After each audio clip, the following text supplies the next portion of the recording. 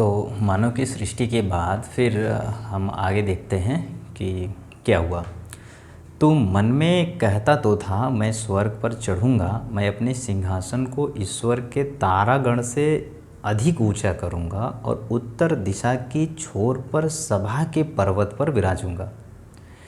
तो ये जो लूसीफर है, इसके मन में इस तरीके से विचार आया कि मैं स्वर्ग पर चढ़ूँगा, मतलब जहाँ परमेश्वर एकदम ऊंचे स्वर्ग पर जहाँ परमेश्वर रहता है, मैं स्वर्ग पर चढ़ूँगा, मैं अपने सिंहासन को ईश्वर के तारागण से अधिक ऊंचा करूँगा। वाह, परमेश्वर से भी ज़्यादा ऊंचा करूँगा करके इसके मन में ऐसे विचार आया अपने सिंहासन को।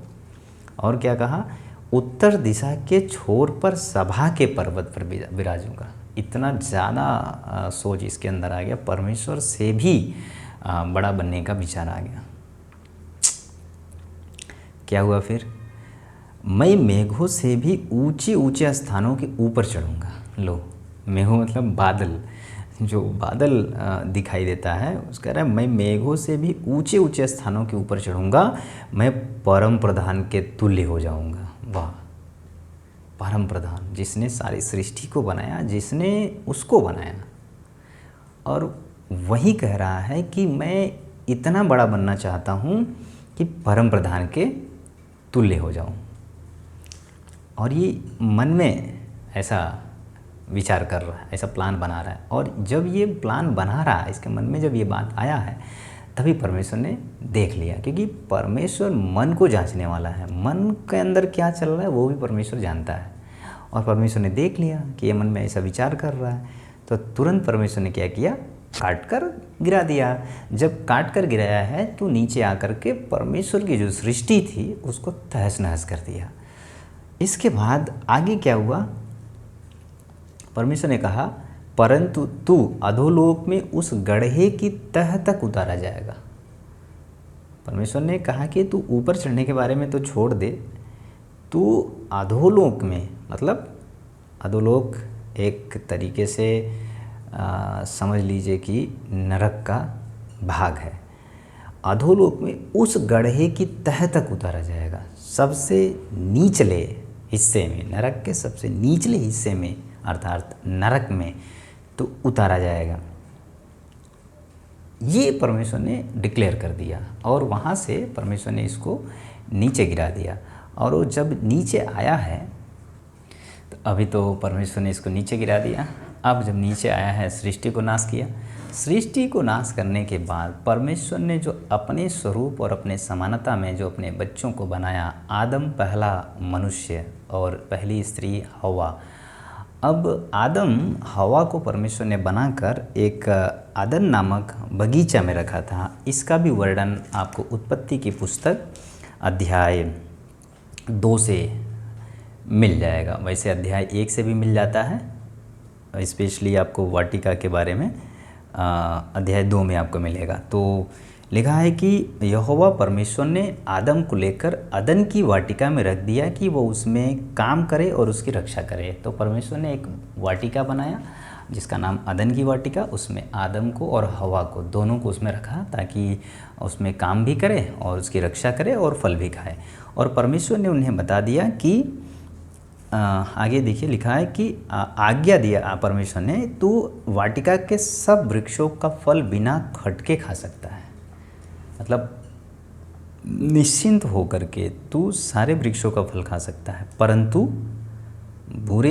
भले या बुरे ज्ञान का जो वृक्ष है उसका फल तू कभी ना खाना, क्योंकि जिस दिन तू उसका फल खाएगा उसी दिन अवश्य मर जाएगा। परमेश्वर ने एकदम साफ साफ बता दिया, सारे वृक्ष का फल खा सकते हो, लेकिन जो बगीचा के बीच में है भले और बुरे ज्ञान का वृक्ष का फल, उसको तू कभी नहीं खाना, नहीं तो मर जाएगा। अब ये बोल दिया परमेश्वर ने। तो इसके बाद परमेश्वर ने एक स्त्री को भी, जो आदम को सुला करके उसकी पसली निकाल करके एक स्त्री बनाया जिसका नाम हवा रखा। उन दोनों को उस अदन की वाटिका में रख दिया। और एक दिन ऐसा हुआ संयोगवश, आदम कहीं और गया है और हवा कहीं और, हवा अकेली। तो उस टाइम पर वहाँ पर जो ऊपर से गिराया गया जो लूसीफर है, जो कि जैसे ही उसके मन में जो ईश्वर बनने का जो ख्वाब आया, वो तुरंत कन्वर्ट हो गया शैतान में। उसके अंदर जब अहंकार प्रवेश किया है, अहंकार प्रवेश करने के दौरान ही वो उसका जो रूप है वो बदल गया, स्वर्गदूत से शैतान में कन्वर्ट हो गया।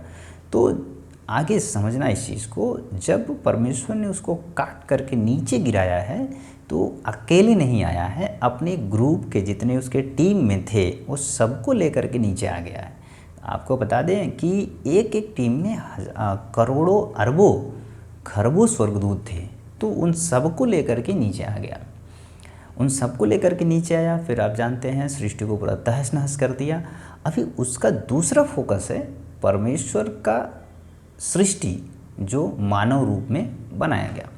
परमेश्वर ने मनुष्य को अपना संतान जैसे अपने स्वरूप में, अपने समानता में बनाया। तो सृष्टि का विनाश करने के बाद शैतान का अगला प्लान है कि परमेश्वर के इन बच्चों को भी विनाश की तरफ लेकर जाना। तो जैसा कि आपको बताया कि एक दिन ऐसा हुआ, आदम कहीं और है, हवा कहीं और है। तो हवा जिस दिन अकेली थी, शैतान सांप का रूप में आया। क्या कहा सर्प ने? इसका अध्याय 3 का 4, उत्पत्ति अध्याय 3 उसका 4 में लिखा है, तब सर्प ने स्त्री से कहा कि तुम निश्चय ना मरोगे, वरन परमेश्वर आप जानता है कि जिस दिन तुम उसका फल खाओगे उसी दिन तुम्हारी आंखें खुल जाएगी और तुम भले बुरे का ज्ञान पाकर परमेश्वर के तुल्य हो जाओगे। लो, पहले आया शैतान सांप के वेश में, स्त्री से पूछा क्या सारे वृक्षों का फल खाने के लिए परमेश्वर ने मना किया? तो स्त्री ने कहा नहीं नहीं, ऐसा नहीं है, सारे वृक्ष का फल खाने के लिए मना नहीं किया, केवल वो वृक्ष का फल जो इसके बीच में है, इस वृक्ष का फल खाने के लिए परमेश्वर ने हमें मना किया। तो ये कह रहा है कि जानते हैं क्यों आपको परमेश्वर ने मना किया है इस वृक्ष का फल खाने के लिए? कह रहा है कि तुम निश्चय नहीं मरोगे, परंतु 5 में लिखा है, परंतु परमेश्वर आप जानता है कि जिस दिन तुम उसका फल खाओगे उसी दिन तुम्हारी आंखें खुल जाएगी और तुम भले बुरे का ज्ञान पाकर परमेश्वर के तुल्य हो जाओगे। लो, पहले परमेश्वर के तुल्य होने के चक्कर में ये खुद पाप किया और खुद गिरा, खुद पाप का भागी हुआ और परमेश्वर से इसका संबंध टूट गया। अब ये इसका प्लान क्या है कि अभी जब हमने पाप किया तो हमारे लिए आपने अधोलोक बना दिया, मतलब नरक बना दिया। अभी आपके इन बच्चों के द्वारा हम पाप कराएंगे, तब हम देखते हैं कि आप इनके साथ क्या न्याय करते हैं। समझिए, अधोलोक मिला शैतान को, नरक इंसान के लिए नहीं बनाया गया, पहले समझना इस बात को।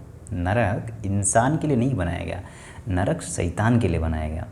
लेकिन शैतान अकेले नहीं जाना चाहता, शैतान सबको लेकर जाना चाहता है। ये जो परमेश्वर के बच्चे हैं इनको भी लेकर जाना चाहता है। तो उसी प्लान में, जिस प्लान के तहत ये खुद पाप में फंसा, उसी प्लान में इनको भी अभी गिराने के प्लान में है।